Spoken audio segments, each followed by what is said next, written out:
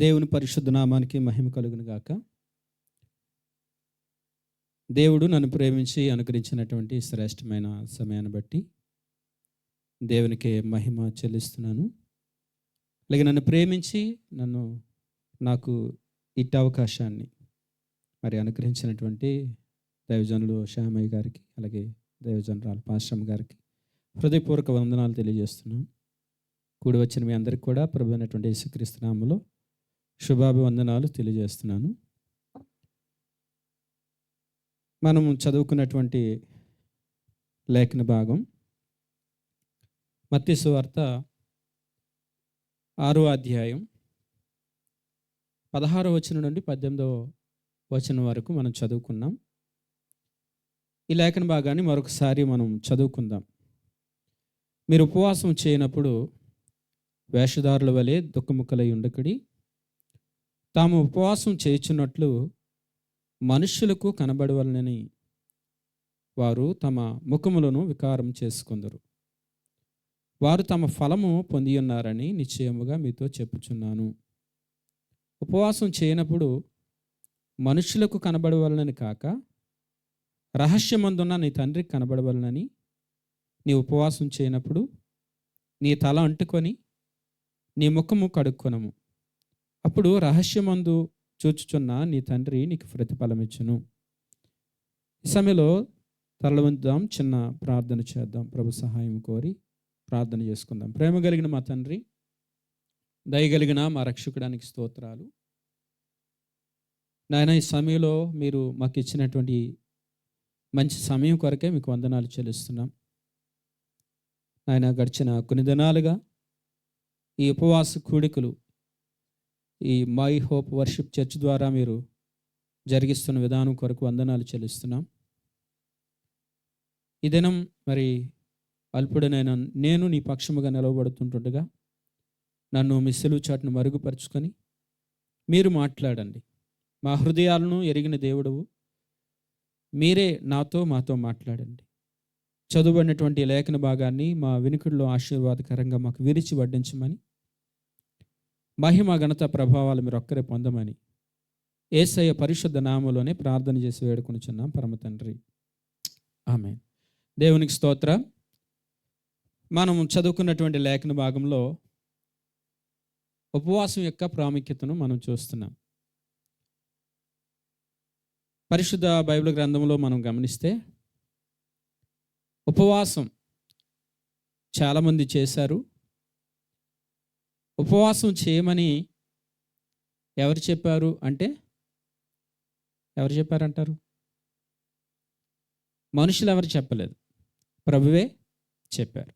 ఇక్కడ మనం చదివినటువంటి లేఖన భాగంలో మీరు ఉపవాసం చేయనప్పుడు అంటే ఖచ్చితంగా చేయాలి, చేసేటప్పుడు ఇలా ఉండాలని ప్రభువు చెప్పారు.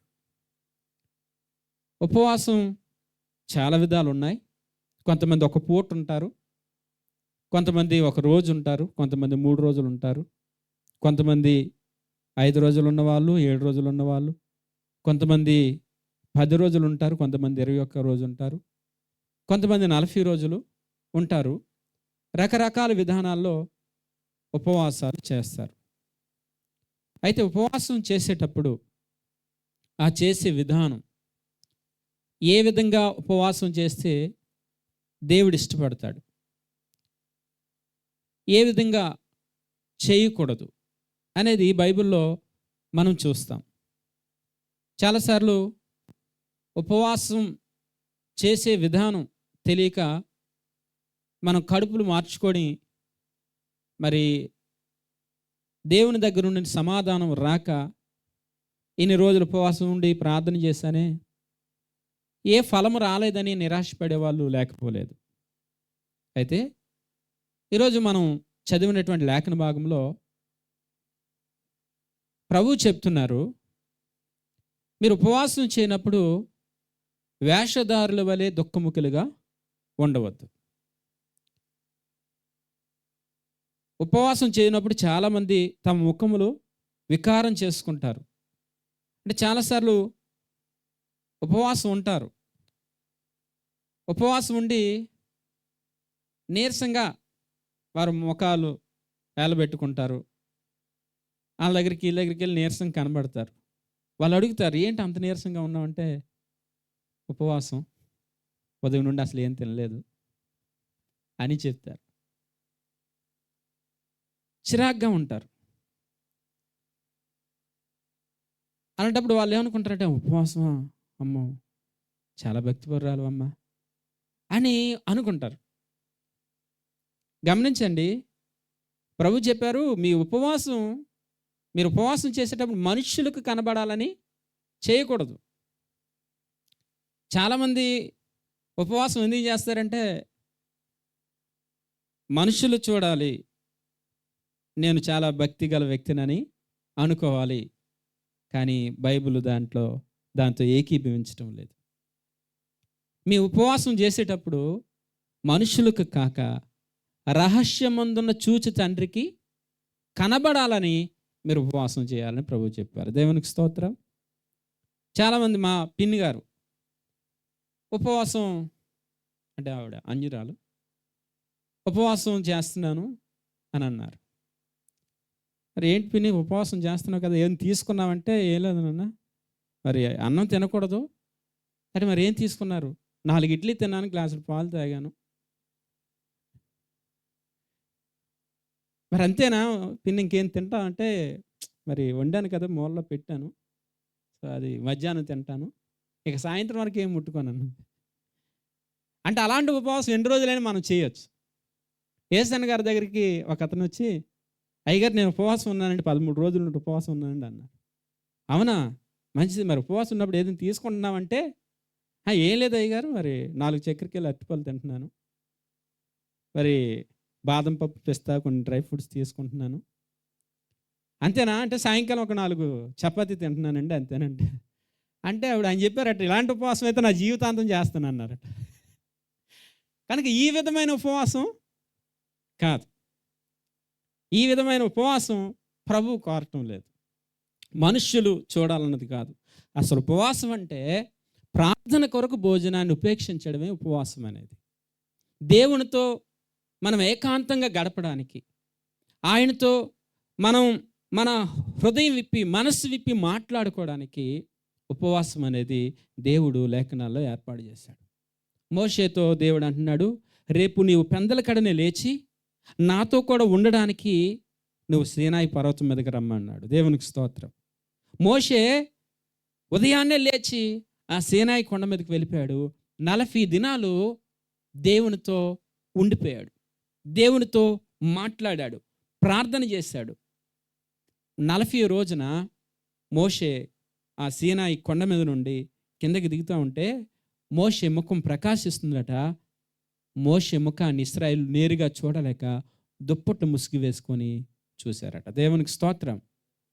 అంటే 40 దినాలు మోషే ఉపవాసం ఉండి దేవునితో గడిపినప్పుడు దేవునిలో ఉన్నటువంటి తేజస్సు, దేవునిలో ఉన్న ప్రభావము, దేవునిలో ఉన్న శక్తి మోషేలోకి వచ్చేసింది అంతే. దేవునికి స్తోత్రం. ఉపవాసం మనం దేవునితో గడిపినప్పుడు నిజంగా ఆయన వల్ల మనం మారుతాం. యేసుప్రభు రూపాంతర కొండ మీదకి వెళ్ళినప్పుడు పేతురు, యాకోబు, యోహాను ఆయన తీసుకుని వెళ్ళినప్పుడు ఆయన ప్రార్థన చేయుచుండగా ఆయన ముఖరూపం మారిను అని వ్రాయబడింది. అంటే యేసుప్రభు వారు ముఖరూపం మారిపోయింది ప్రార్థన చేస్తూ ఉంటే. మోషే ఉపవాసం ప్రార్థన చేస్తే తన ముఖరూపము మారిపోయింది. అంటే ఉపవాస ప్రార్థన చాలా గొప్పది. మామూలు ప్రార్థన చేస్తున్నాం కదా, ఉపవాసం ఉండి ఎందుకు చేయాలి? కడుపు మార్చుకొని ఎందుకు చేయాలి అంటే, బైబిల్లో ఒక మాట మనం చూడాలి. మార్కు సువార్త 9వ అధ్యాయం 29వ వచనంలో మనం గమనిస్తే అక్కడ శిష్యులు అడుగుతున్నారు, యేసు ప్రభువుని అడిగారు. చూడండి 29వ వచనం,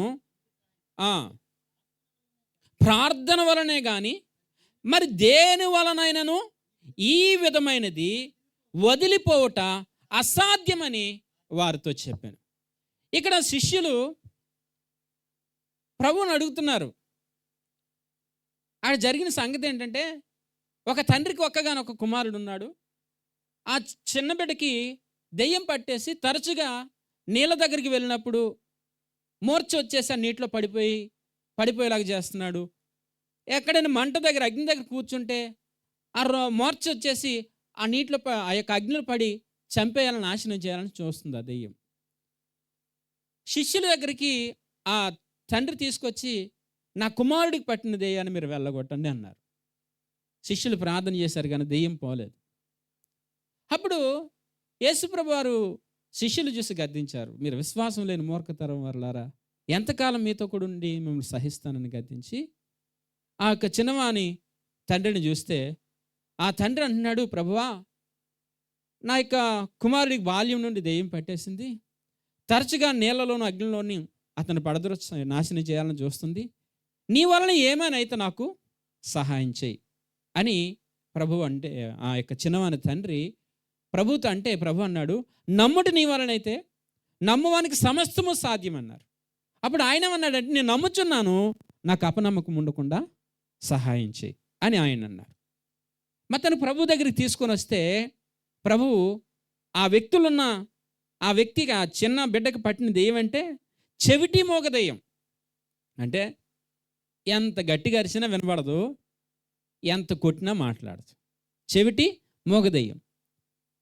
ప్రభు అన్నాడు, చెవిటివైన మోగదెయ్యమా, ఈ చిన్నవాడిని వదిలిపోమ్మని ప్రభు చెప్పగానే అది పెద్ద కేక వేసి అతన్ని విలవలలాడించి ఆ దెయ్యం ఆ చిన్నవాడిని వదిలిసిపోయింది. దేవునికి స్తోత్రం.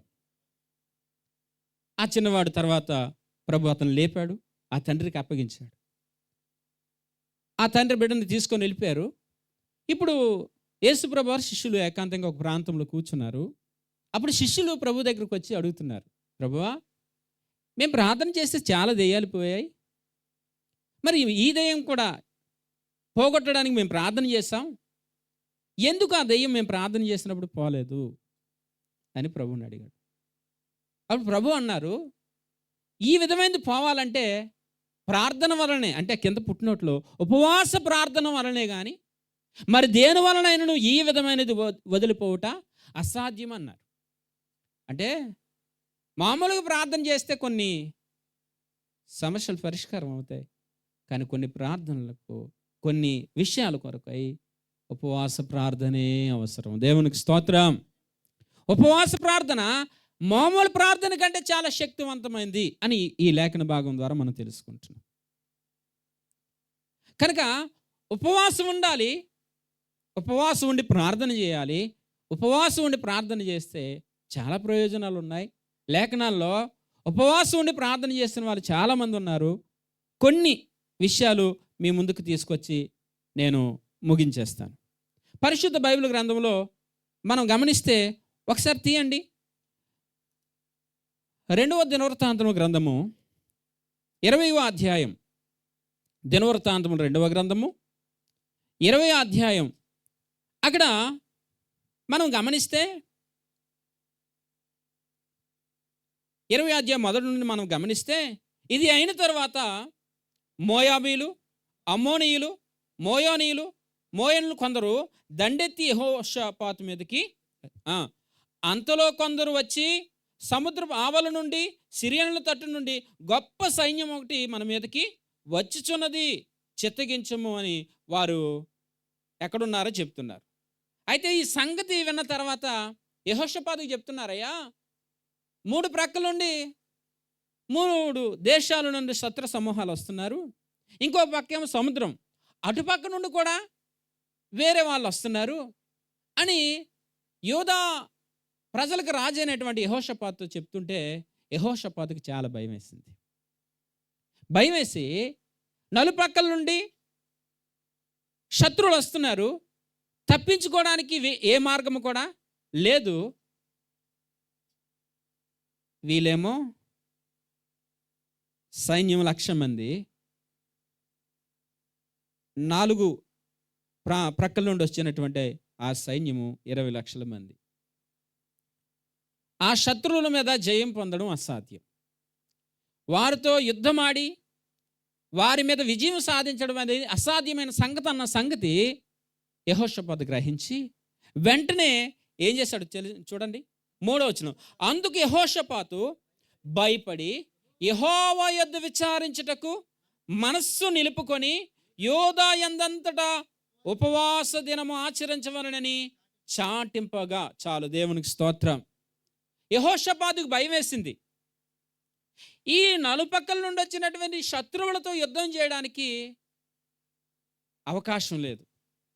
కనుక ఈ పరిస్థితుల్లో సహాయం చేయగలిగినటువంటి దేవుని వైపు చూడాలని అతడు దేవుని మందిరంలోకి వెళ్ళిపోయి దేవుని యొద్ద విచారించడానికి మనస్సు నిలుపుకొని యోధా ఎందంతటా ఉపవాస దినము చాటించాడు. దేవునికి స్తోత్రం. అందరూ ఉపవాసం ఉండి మన మీదకు వచ్చే ఆ సైన్యముతో మనం యుద్ధం చేయడానికి మనకు శక్తి చాలదు గనుక మన ఉపవాసం ఉండి ప్రార్థన చేసి దేవుని యొక్క సహాయాన్ని వేడుకుందామని చాటింపు వేశారు. దేవునికి స్తోత్రం. హల్లెలూయా. వీరందరూ ఉపవాసం ఉండి ప్రార్థన చేస్తున్నారు. ఏమని ప్రార్థన చేస్తున్నారు చూడండి. 11వ వచనాన్ని మనం గమనిస్తే ఆ ఆ ఆ ఆ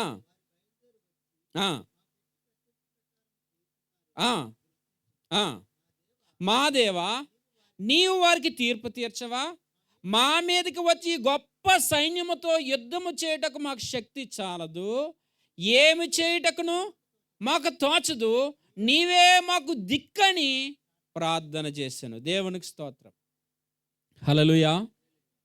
చూడండి, దేవా మా మీదకి వస్తున్నటువంటి ఈ గొప్ప సైన్యముతో యుద్ధం చేయటకు మాకు శక్తి చాలదు.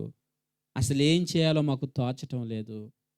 నీవే మాకు దిక్కని ఉపవాసం ఉండి అందరూ ఆ దేవుని మందిరం దగ్గర కూడి ప్రార్థన చేస్తున్నారు. మా శక్తి లేదు, మాకు ఏం చేయాలో తోచటం లేదు.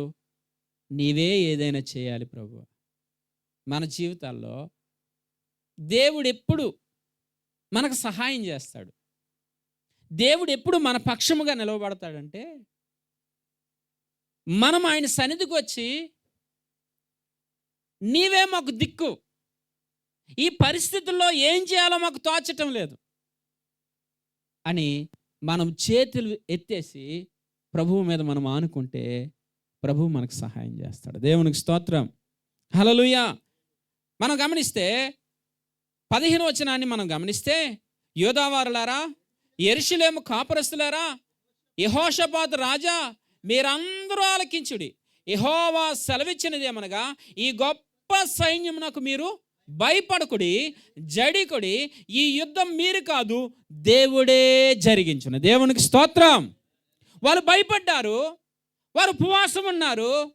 మాకు దిక్కు నీవే, ఏం చేయాలో మాకు తోచటం లేదు, వారితో యుద్ధం చేయడానికి మాకు శక్తి చాలదయ్యా అని తమ్మును తాము తగ్గించుకొని తమ చేతగానితనాన్ని దేవుని దగ్గర యథార్థంగా ఒప్పుకున్నప్పుడు, మీరు భయపడవద్దు, మీరు జడియవద్దు, ఈ గొప్ప సైన్యంతో మీరు కాదు, మీ పక్షముగా నేనే యుద్ధం చేస్తానన్నాడు దేవుడు. దేవునికి స్తోత్రం. హల్లెలూయా. ఏం జరిగింది తర్వాత దేవుడు చెప్పాడు చూడండి. నేను ముందు 20వ వచనం చదువుదాం. అంతటి వారు ఉదయమే లేచి తెకోవ అరణ్యానికి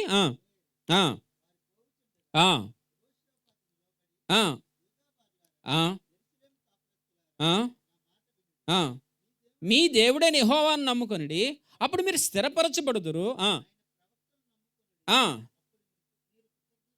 కృతార్థులవుదురని చెప్పాను. మరియు అతడు జనులకు హెచ్చరిక చేసిన తర్వాత యెహోవాను స్తుతించుటకు గాయకులను ఏర్పరిచి వారి పరిశుద్ధ అలంకరణలు ధరించుకొని సైన్యం ముందు నడుపుచు యెహోవా కృప నిరంతరముండును అని ఆయన్ని స్తుతించి ఆయనకి స్తోత్రము చేయుటకు వారిని నియమించను. అంటే దేవుడు ఏం చెప్పాడు? నేను యుద్ధం చేస్తాను, కానీ మీరు చేయవలసిన పని ఏంటంటే మీరు గాయకులను ఏర్పరిచి స్తుతించండి. హల్లెలూయా. మీరు పాటలు, మీరు పంక్తులు తీర్చి చక్కగా నిలవబడి మీరు పాడండి. అనండి, పాడే సమయమేనా? పాట వస్తుందా? 4 పక్కల నుండి సైన్యం చుట్టుముట్టున్నారు. ఆ టైంలో పాటలకు వస్తుందండి? దుఃఖ కీర్తనలు తప్ప ఆనంద కీర్తనలు ఏమైనా వస్తాయా? కానీ నేను యుద్ధం చేస్తాను, మీరు స్తుతించండి. అంటే దేవుడిచ్చిన మాటను నమ్మి దేవుడు మాకు జయమిస్తాడని వీరు విశ్వసించి పాటలు పాడారు. దేవునికి స్తోత్రం. వీరు నిలబడి అక్కడ మనం గమనిస్తే చూడండి, వారు పాడుటకును స్తుతించుటకును మొదలు పెట్టగా యెహోవా అమ్మోనీయుల మీదను మోయాబీల మీదను షేర్ మన్యవాసుల మీదను మాటుగాండ్రు పెట్టిన గనుక వారు హతులైపోయారు. దేవునికి స్తోత్రం. చూడండి, వీళ్ళు ఏం చేశారంటే యుద్ధం చేయలేదు, దేవుడు చెప్పిన పని చేశారు అంతే. ఏం చేశారంటే నమ్మి స్తుతించారు అంతే. హల్లెలూయా. పాటలు పాడారు అంతే. సైన్యం చుట్టూ ఉన్నారు, కానీ వాళ్ళేమి మమ్మల్ని చేయలేరు, మా దేవుడు మాకున్నాడని దేవునికి స్తుతి పాటలు పాడి దేవుని స్తుతిస్తుంటే దేవుడు వారి మీద మాటుగాండ్రను పెట్టి వారందరిని చంపేశాడు అంతే. దేవునికి స్తోత్రం. వీళ్ళకి చేతికి మట్టి అంటలేదంతే.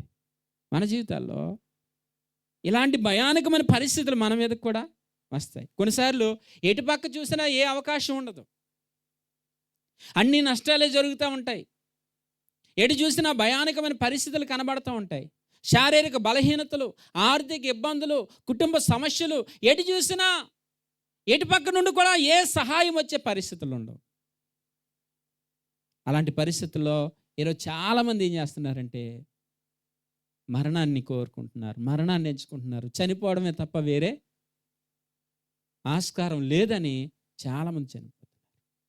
దేవుని బిడ్డలారా, యెహోషాపాతుని బట్టి మనం ఏం నేర్చుకోవాలంటే, శత్రువులు తన మీదకి వచ్చినప్పుడు, యుద్ధం చేయడానికి శక్తి లేనప్పుడు భయపడి దేవుని సన్నిధిలో ఉపవాసం ఉండి ప్రార్థన చేసి మాకు శక్తి చాలదు, మాకు దిక్కు నీవే అని ప్రార్థన చేశారు. దేవుడు చెప్పినట్లుగా దేవుని స్తుతించారు, విజయం వారికి వచ్చేసింది అంతే. హల్లెలూయా. ఈరోజు నా బ్రతుకుల్లో కూడా మనం ఏం చేయాలంటే దేవుని దగ్గరకు వచ్చి పరిస్థితులు ఎలా ఉండినా ఆ పరిస్థితులన్నీ మార్చగలిగిన దేవుడు నా దేవుడు అని నమ్మి ఆయన దగ్గర నీ బలహీనతను ఒప్పుకొని, మన చేతగానితనాన్ని ఒప్పుకొని, ప్రభువా ఈ పరిస్థితి నుండి బయటికి రావడం నా వల్ల కాదు, ఏం చేయాలో నాకు తోచటం లేదు, నీవే సహాయం చేయవా అని ఉపవాసం ఉండి ఆయన సన్నిధిలో కన్నీరు కారిస్తే నీ ఉన్న పరిస్థితుల నుండి ఆయన నిన్ను అద్భుతంగా పైకి లేపుతాడు. దేవునికి స్తోత్రం. హల్లెలూయా. అంటే ఉపవాసం ఉండి ప్రార్థన చేస్తే శత్రువుపై దేవుడు ఏమిస్తాడంటే జయమిస్తాడు. రెండో భాగం, రెండో తలంపును మీ ముందుకు తీసుకొస్తాను. చూడండి, ఎస్తేరు గ్రంథం 4వ అధ్యాయం 16వ వచనం చదువుదాం. ఎస్తేరు గ్రంథం, పరిశుద్ధ బైబిల్ గ్రంథంలో నుండి ఎస్తేరు గ్రంథం. షోషానునందున్న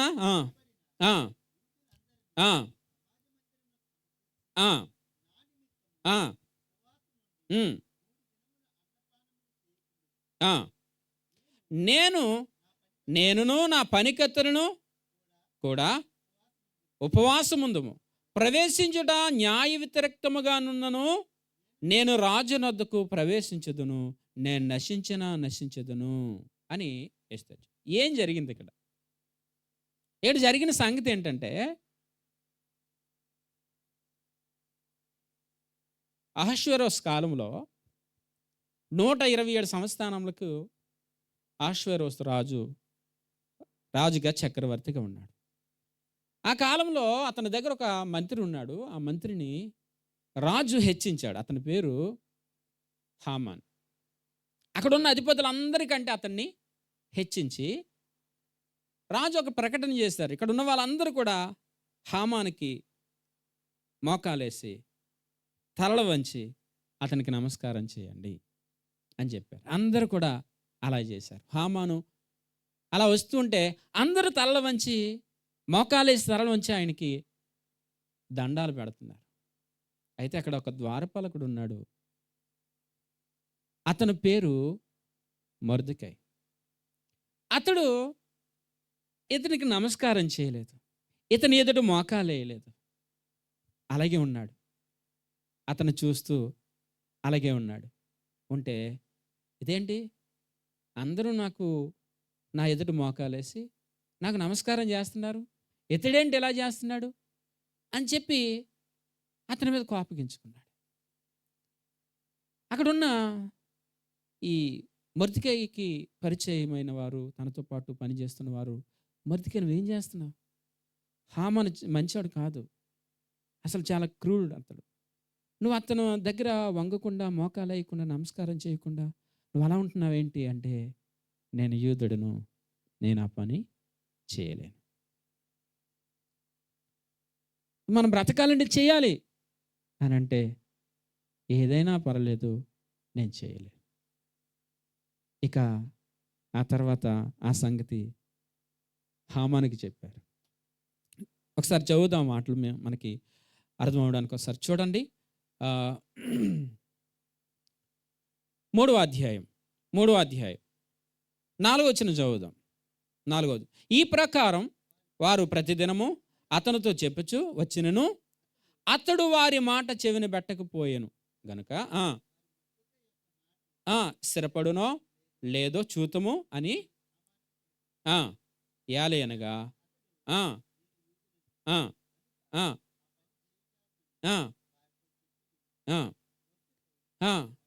వంగకియు నమస్కరింపకియు ఉండుట హామాను చూచినప్పుడు బహుగా కోపగించెను. చూడండి, ఇక్కడ ఇతడు వంగటం లేదు, నమస్కారం చేయటం లేదు.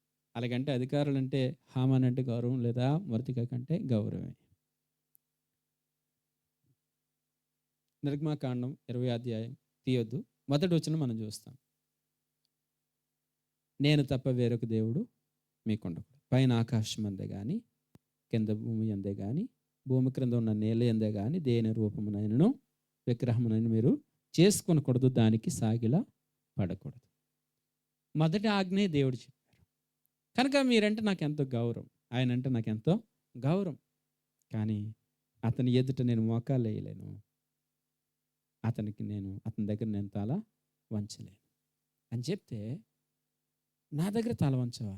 అందరూ కూడా చేస్తున్నారు, నువ్వు ఎందుకు చేయవన్నట్టుగా అతని మీద కోపగించుకొని అతని మీద పగపెట్టి హామాన్ అంటున్నాడు, మొర్దెకై ప్రాణం మాత్రం తీయట స్వల్ప కార్యమని ఎంచి మొర్దెకై యొక్క జనులు ఎవరైనది తెలుసుకొని అహష్వేరోషు యొక్క రాజ్యమంతట యందుండు మొర్దెకై స్వజనులను యూదులందరినీ సంహరించటకు ఆలోచించారు. చూడండి, ఒక అధికారంలోకి వచ్చారు హామాను. ఆ అధికారంలోకి వచ్చిన తర్వాత రాజు చెప్పాడు, మీరు అందరూ వంగండి, అతనికి నమస్కారం చేయండి, అతన్ని గౌరవించండి అని చెప్పారు. అందరూ గౌరవిస్తున్నారు. ఇతడికి కూడా అతడంటే గౌరవమే, మొర్దెకై కూడా. కానీ నమస్కారం చేయలేదని అతని మీద పగ పెట్టుకున్నాడు. అంటే తనకున్న అధికారాన్ని బట్టి అతడు గర్వించి, ఎవరైనా నా ముందు తల వంచవలసిందే అన్నట్టుగా అతడు చేస్తూ, అతడు వంగలేదని, నమస్కారం చేయలేదని అతన్ని ఒక్కడనే, ఎవరిని? మొర్దెకైని ఒక్కడనే చంపడం చాలా చిన్న విషయం నాకు. కానీ అతడిని ఒక్కడనే చంపిస్తే ఏంటి? అసలు ఆ జాతే, అతడు ఏ జాతికి చెందినవాడో వాళ్ళందరూ లేకుండా చేసేయాలి అనుకున్నాడు. చూసారా, మొర్దెకై హామాను యొక్క అహంకారం. ఒక వ్యక్తి తనకు నమస్కారం చేయలేదని తన మీద ఎంత పగబెట్టుకొని తన స్వజనే లేకుండా అతడు చేసేయాలనుకున్నాడు. జరిగిన సంగతి ఏంటి? అతడు రాజు దగ్గరికి వెళ్ళి ఇలా చెప్తున్నాడు. 8వ వచనంలో, హామాను అహష్వేరోషుతో చెప్పినదేమనగా, మీ రాజ్యం యొక్క సంస్థానములన్నింటి యందుండు జనుల్లో ఒక జాతి వారు చెదరి ఉన్నారు. వారి విధులు సకల జనుల విధులకు వేరుగా ఉన్నవి. వారు రాజు యొక్క ఆజ్ఞను కారు, కాబట్టి వారిని ఉండనిచ్చుట రాజునకు ప్రయోజనకరము కాదు. చూడండి, రాజు దగ్గరికి వెళ్ళి ఏం చెప్తున్నాడు? అయ్యా, మన 127 సంస్థానములో ఉన్న ప్రజలలో ఒక జాతి వారు చెదిరి ఉన్నారు. వారు మన 127 సంస్థానంలో ఉన్న ప్రజలందరి విధులకి వారి విధులు చాలా వేరుగా ఉంటాయి. వారు నీ మాట వినేవారు కాదు, నీ ఆజ్ఞకు లోబడేవారు కాదు. వారు ఉండడం రాజు నాకు అంత ప్రయోజనకరం కాదని నాకు అనిపిస్తుంది. మీరు సెలవిస్తే వారందరినీ హతము చేయబడినట్లుగా ధనాగారం నుండి 20,000 మణుకులు వెండిని తూచి ఆ పని చేసే వారికి నేను అప్పగిస్తానంటే వెంటనే రాజు, అంటే ఇతడు ఎలాంటి ఉద్దేశంతో చేస్తున్నాడని తెలియదు కదా. వెంటనే అతను రాజు ఉంగరం అతనికి ఇచ్చి, ఇదిగో వారు నీకు అప్పగించబడి ఉన్నారు, నీ మనసుకు వచ్చినట్లుగా చేయని చెప్తే వెంటనే అతడు చెప్పాడు, 127 సంస్థానములు ఉండు యూదులందరూ డిసెంబరు 13వ తారీఖున అందరూ చంపేసి వారికి ఉన్నటువంటి ఆస్తులను మీరందరూ దోచుకోండి అని తాకీదులు రాయించి 127 సంస్థానాలకి పంపివేశారు. జరిగిన సంగతి ఏంటి? ఆ పత్రిక ఇక్కడ షోషాను కోటలో ఉన్న వారికి కూడా అందింది. అది మొర్దెకై చూసి చదివి వెంటనే తన బట్టలు చింపుకొని గోనె పట్ట కట్టుకొని ఆ రాజు కోట ముందుకు వచ్చి ఎలుగెత్తి ఏడ్చి ప్రార్థన చేస్తున్నాడు.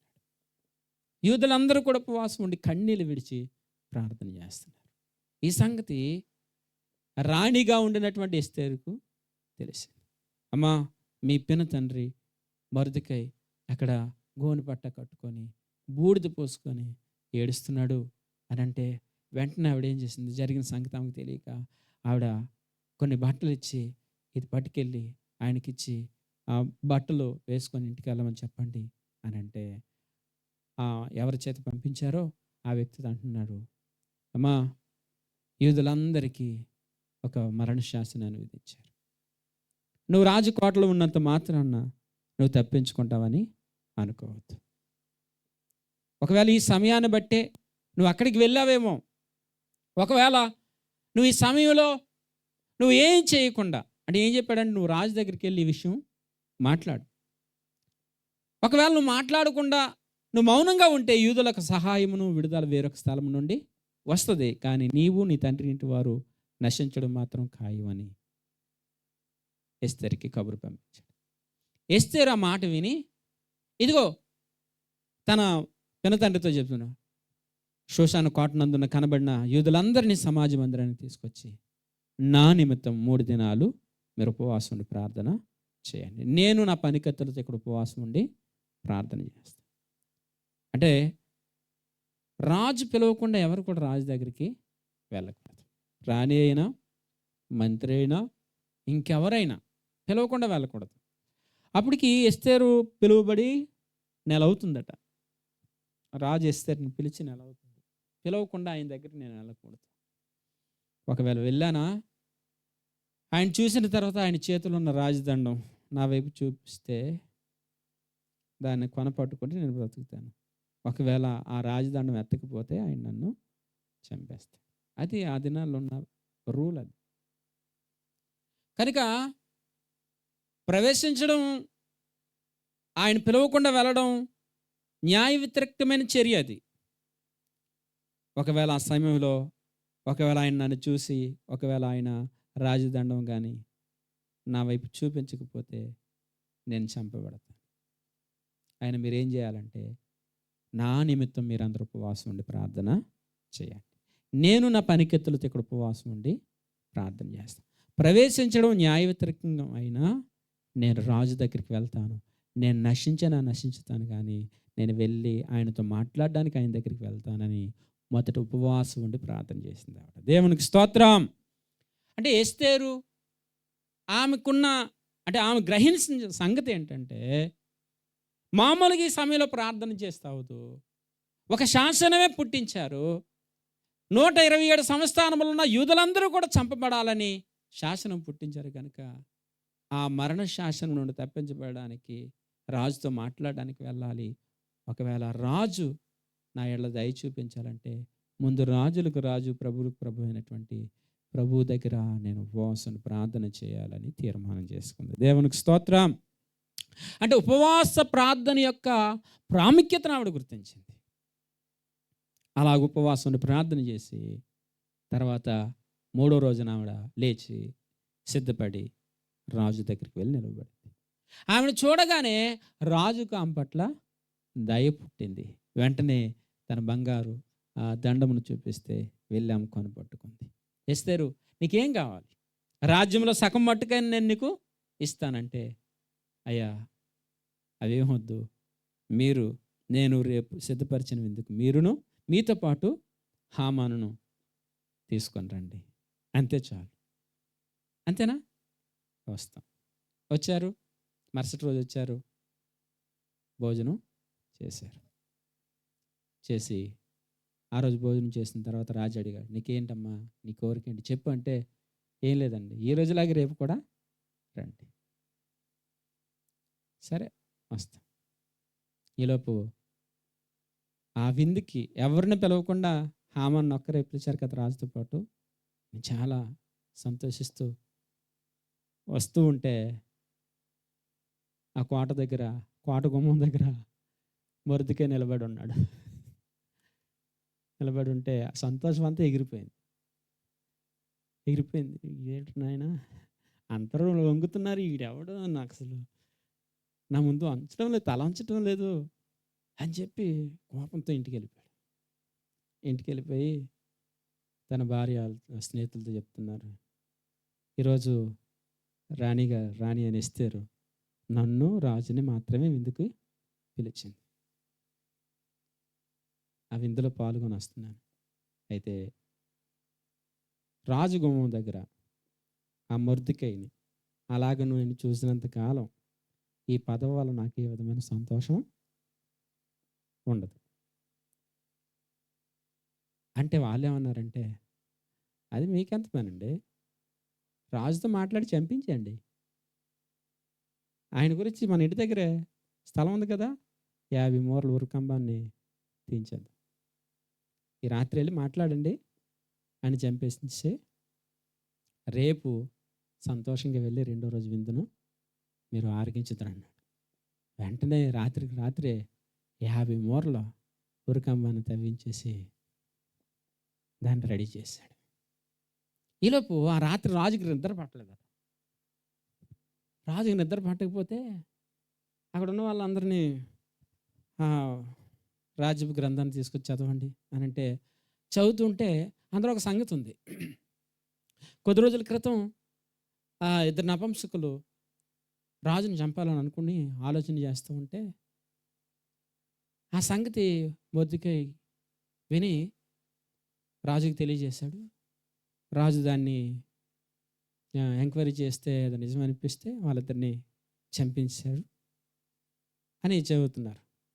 ఆగండి, మొర్దెకై చెప్పాడు కదా, మరి మొర్దెకైకి ఏదైనా బహుమానం ఇచ్చామా, ఏదైనా అతనికి ఏదైనా ఘనత కలిగిందా, ఏదైనా ఘనపరిచామంటే ఏం చేయలేదండి. అయ్యో, రాజు ప్రాణాలు కాపాడిన వాడికి ఏం చేయలేదా, ఏదో ఒకటి చేయాలి అని ఆలోచిస్తుంటే ఈలోపు మొర్దెకైని చంపేయడానికి నాకు అనుమతి ఇవ్వని అడగడానికి ఆవరణంలో హామాను వచ్చి నిలబడ్డాడు. రాజు అన్నాడు, ఎవరు ఆవరణలో ఉన్నట్టు నాకు తెలుస్తుంది, ఎవరు చూడండి అని అన్నాడు.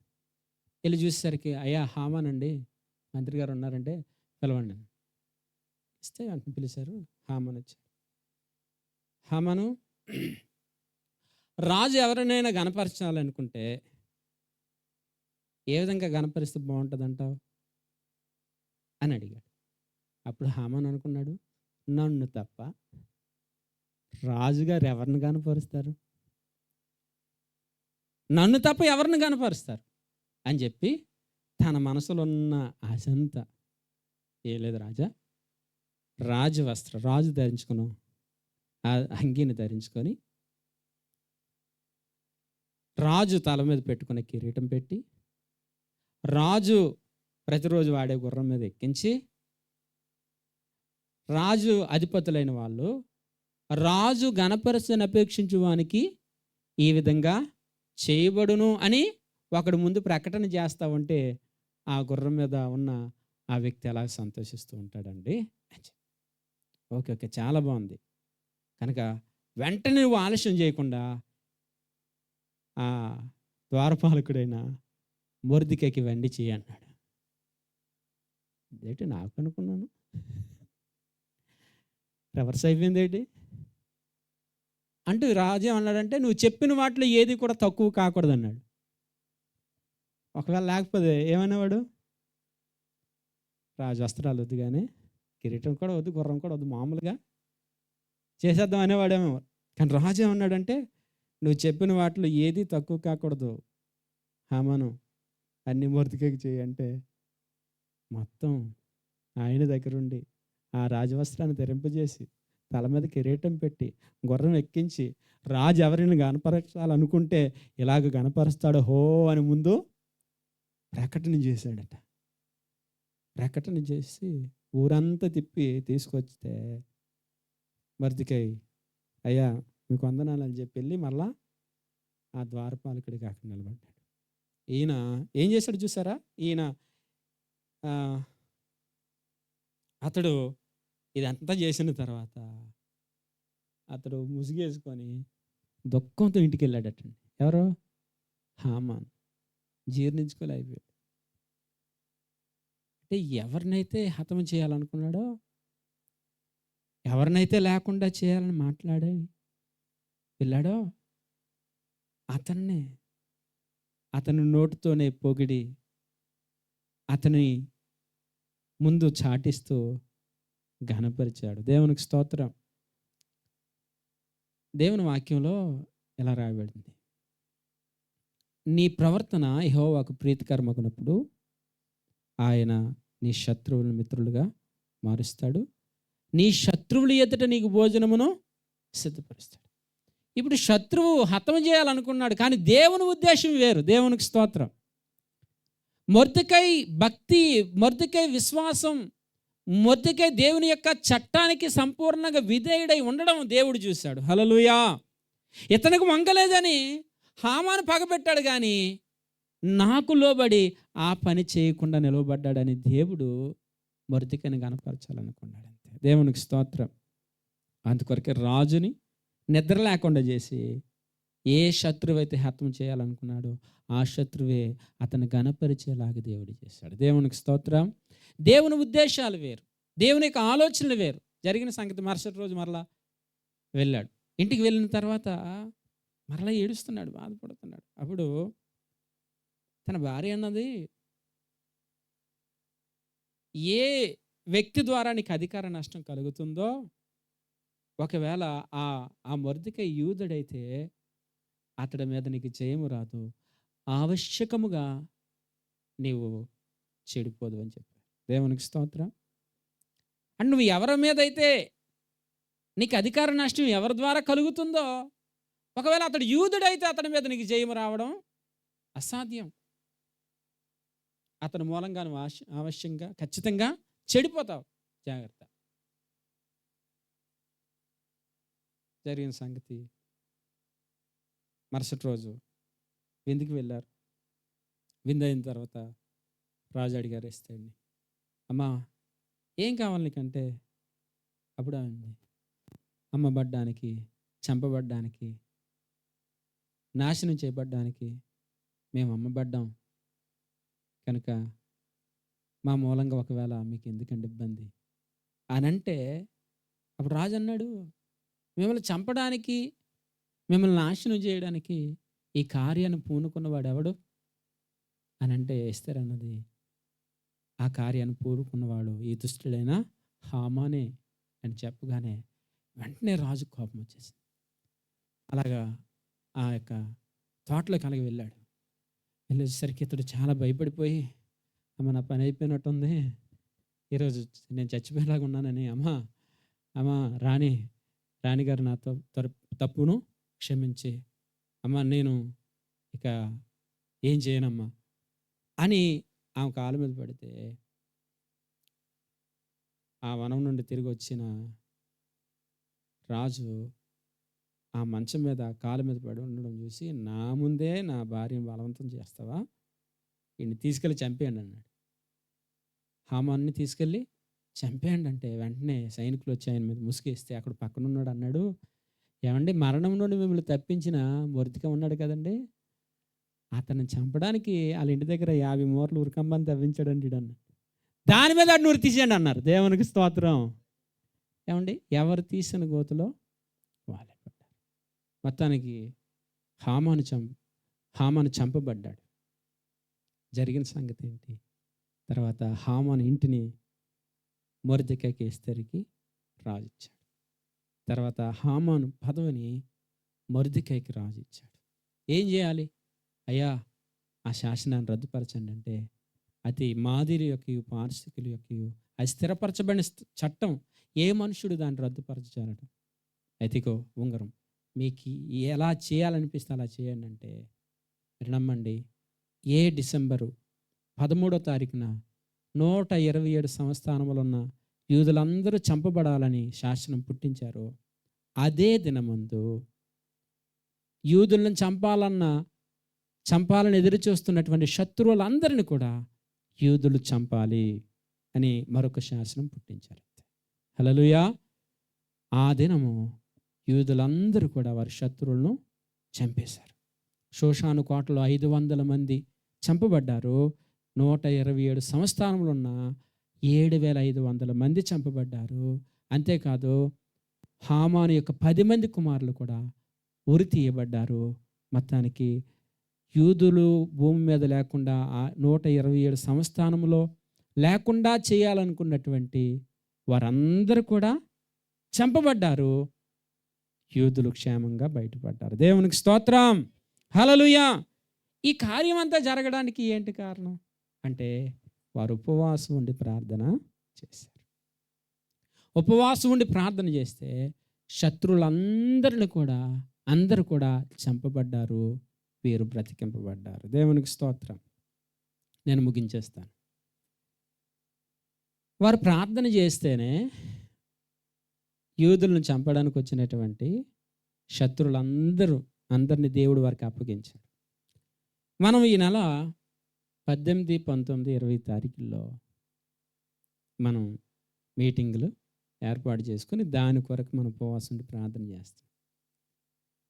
చంపబడ్డానికే సహాయం చేసిన దేవుడు మనం అన్యులను చంపమని కాదు కానీ రక్షించమని ఉపవాసం ఉండి ప్రార్థన చేస్తున్నాం. దేవుడు రక్షిస్తాడా లేదా? ఆ సభల ద్వారా మనం చేస్తున్న ఉపవాస ప్రార్థన ఆలకించి అనేక మందిని ఆయన కొరకు ఆయన ఆయుత్తపరచబోతున్నాడు. దేవునికి స్తోత్రం. కనుక మనం ప్రార్థన చేద్దాం, భారంతో ప్రార్థన చేద్దాం. మనం అవి ఎంత ప్రయాసతో కూడినవో, ఎంత ధనం వెచ్చిస్తున్నామో మనకు తెలుసు. అది వృధా పోకూడదు. అంత ప్రయాస, నెల నుండే మనం కష్టపడుతున్నాం, ప్రయాసపడుతున్నాం, అన్నీ సిద్ధపరచుకుంటున్నాం. వారి డిపార్ట్మెంట్ వాళ్ళు సిద్ధపరచుకుంటున్నారు. వీటన్నిటి వెనక ఉన్న ఉద్దేశం ఒకటే, కొంతమంది అయినా దేవుని చేత పట్టబడి రక్షణ పొందాలి. ఇదే ఆశ. ఆ ఆశ మన ఉపవాసుని ప్రార్థన చేయడం ద్వారా దేవుడు ఖచ్చితంగా నెరవేరుస్తాడు. మరింత భారంతో ప్రార్థన చేద్దాం, దేవుని దగ్గర కన్నీరు కారుద్దాం. వచ్చిన వారు అన్యులు వస్తే వారిని పట్టుకోండి, వారిని పశ్చాత్తాపంలో నడిపించండి. వారి పాపల విషయమై వాళ్ళు దొర్లి ఆడవాలి. ప్రభు మాకు కావాలని నీ దగ్గరికి రావాలి, నేను అంగీకరించాలి ప్రభువా. రోగులు వస్తే బాగుపడాలయ్యా, సమస్యలతో వచ్చిన వారు విడుదల పొందుకోవాలని మనం మిగిలిన దినాలు కూడా భారంతో ప్రార్థన చేద్దాం. మనం ఆశించిన దానికంటే, ఊహించిన దానికంటే అత్యధికమైన కార్యాలు దేవుడు చేస్తాడు. అలా చేయడానికి దేవుడు సిద్ధంగా ఉన్నాడు. మనం ప్రార్థన చేసి మనం దేవుని వేడుకుందాం. అట్టి కృప దేవుడు మనందరికీ దయచేయను గాక. ఆమేన్.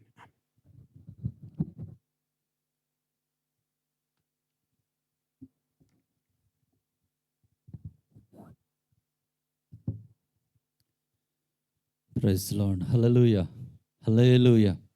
దేవునికి సమస్తమైన మహిమ, ఘనత, ప్రభావం కలుగును గాక. దేవుని బిడ్డలారా, చాలా శ్రేష్టమైన వర్తమానాన్ని అందించిన ప్రియ దైవజనులు పాస్టర్ మోజెస్ సాయి గారిని బట్టి ప్రభుకే మహిమ, ఘనత, ప్రభావం చెల్లిస్తున్నాను. దేవుడు ఆయన మరుగు చేసి మనతో మాట్లాడిన ప్రతి మాటను బట్టి దేవునికి స్తోత్రాలు చెల్లిస్తున్నాను. ఉపవాసం దేవుని బిడ్డలారా మన జీవితాల్లో జయాన్ని దేవుడు కలుగు చేయడానికి. హల్లెలూయా, హల్లెలూయా. మనం ఎదుటివారు మరణం కావాలని కాదు కానీ జీవంలోనికి రావాలి, రక్షణలోనికి రావాలి, విడుదలలోనికి రావాలి. కాబట్టి దేవుడు దైవజనుల ద్వారా మాట్లాడిన మాటను అది ప్రవచనాత్మకంగా మన సభలలో దేవుడు జరిగించలాగున మనం ప్రార్థన చేద్దాం. కళ్ళు మూసుకుందాం, ప్రార్థన చేసుకుందాం, ప్రభు పాదాలు పట్టుకుందాం. దేవుడు గడిచిన దినాలన్నిటిలో కూడా కృపనిచ్చారు.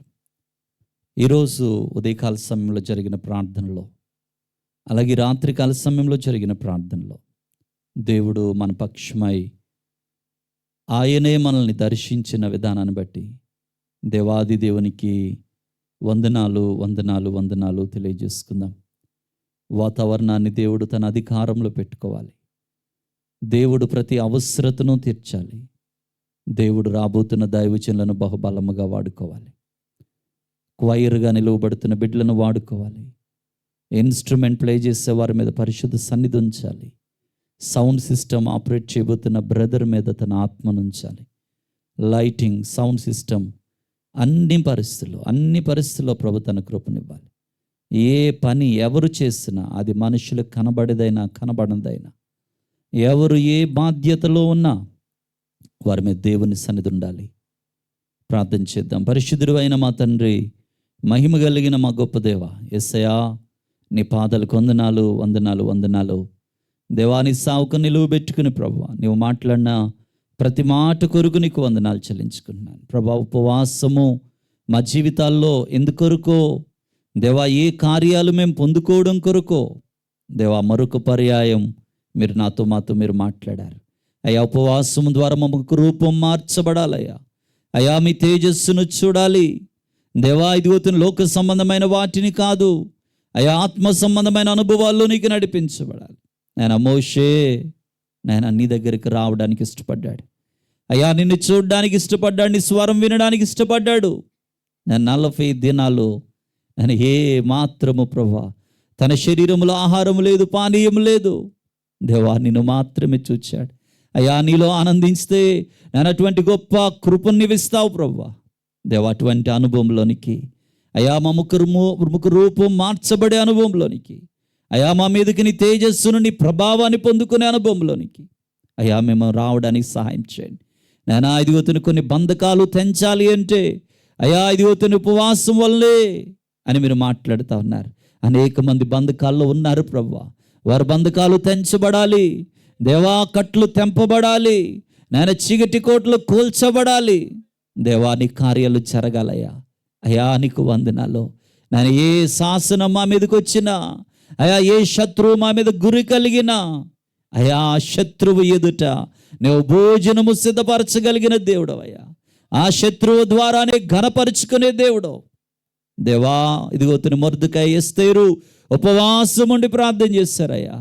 అయ్యా శాసనం మారిపోయింది అయ్యా. ఎవరైతే తృణీకరించాలనుకున్నారో వారి ద్వారానే ఘనపరుచుకున్న దేవుడు దేవా. నీ నామము ఘనపరచబడాలి ప్రభువా. అయ్యా ఎవరికి ఘనత కలగడానికి, నరమాత్రునికి ఘనత కలగడానికి వెళ్ళలేదు, నీ నామమే హెచ్చింపబడాలి తండ్రి. కృప చూపించండి. 3 దినాల మీద ముద్ర వేయండి ప్రభువా. 18, 19, 23 దినాలు కూడా 3 దైవజనుల మీద కూడా నీ ఆత్మాభిషేకాన్ని ఉంచండి అయా. ఖడ్గబు వంటి మాటలు అయా ఇదిగోతున్న వారి నోట పెట్టి అనేకమైన హృదయాలు అయా బ్రద్దలవ్వడానికి నీవు సహాయం చేయండి దేవా. ప్రతి విషయంలో కృప చూపించండి. ఈ రాత్రి నేను ఈ సమయంలో ప్రత్యేకంగా నేను బలహీనులైన వారిని మీరు ముట్టండి ప్రభా అయా. ప్రత్యేకంగా ఉత్తమ్ కుమార్ గారిని మీరు దర్శించండి, ఆ గాయాలను ముట్టండి, స్వస్థపరచండి. నీ దాసునికి పరిపూర్ణమైన విడుదల దయచేయండి అయా. నీ సాక్షిగా నిలవబెట్టుకోండి. చిన్న బిడ్డలు, యవన బిడ్డలు, వృద్ధులు, పెద్దలు అయా, ప్రతి ఒక్కరిని జ్ఞాపకం చేసుకోండి. ఎవరైతే ప్రార్థన సహాయాన్ని కోరి ఉన్నారో వారందరి పక్షమై మీరు ఉండండి ప్రభా. మీరే మీ కృప చూపించమని యేసయ్యా నీ పాదాలు పట్టుకుని నేను వేడుకుంటూ ఉంటున్నాను ప్రభా. ఈ సమయంలో ప్రత్యేకంగా నీ దిన సేవకుని బట్టి నీకు వందనాలు. మోజెస్ పాస్టర్ గారిని బట్టి నేను స్తుతిస్తున్నాను ప్రభా. దేవాని దాసుని వాడుకున్నందుకు స్తోత్రం. ఇంకా అనేక స్థలాల్లో వాడుకోండి ప్రభా అయా. నీ చిత్తాన్ని చేయడానికి అయా, నీ కొరకు రోషము కలిగి పరుగులు పెట్టడానికి మీరు బలపరచండి నాయన. ఇచ్చిన భార్య కొరకు, బిడ్డల కొరకు వారి మీద నీ రక్తాన్ని ప్రోక్షించండి. పరిచర్య సరిహద్దులు విశాలపరచండి, కరుణించండి ప్రభువా అయా. చెరువు వచ్చిన బిడ్డలందరినీ బట్టి నీకు వందనాలు అయ్యా ప్రతి విషయంలో కృపతోడుగా ఉంచి మరలా తిరిగి వెళ్తుంటుండగా నీ సన్నిధి మా మధ్య నుంచమని, అయ్యా రేపటి దినం జరిగే ఉపవాస ప్రార్థనలో కూడా మీ నడిపింపే మాకు దయచేయమని యేసు నామములో అడుగుచున్నాను తండ్రి, ఆమేన్. పరలోకమందున్న మా తండ్రి, నీ నామము పరిశుద్ధపరచబడునుగాక, నీ రాజ్యం వచ్చునుగాక, నీ చిత్తము పరలోకమందు నెరవేరుచున్నట్లు భూమి యందు నెరవేరునుగాక. మాకు కావలసిన అనుదినాహారం నేడు మాకు దయచేయము. మా రుణస్సులను క్షమించిన ప్రకారం మనమును క్షమించుము. మమ్మల్ని శోధన కాకిను తప్పించుము. ఎందుకంటే రాజ్యము, బలము, మహిమ నిరంతరము నీవైనవి తండ్రి, ఆమేన్. మన తండ్రైన దేవుని ప్రేమ, కుమారుడైన క్రీస్తు కృప, పరిశుద్ధాత్మ అన్యోన్య సహవాసం శిరస్సు వంచిన ప్రతి బిడ్డకు, వర్తమానమందించిన దైవజనులకి, జరగబోతున్న సభలకు ఆయన గొప్ప సన్నిధి తోడై నడిపించునుగాక. ఆమేన్, ఆమేన్.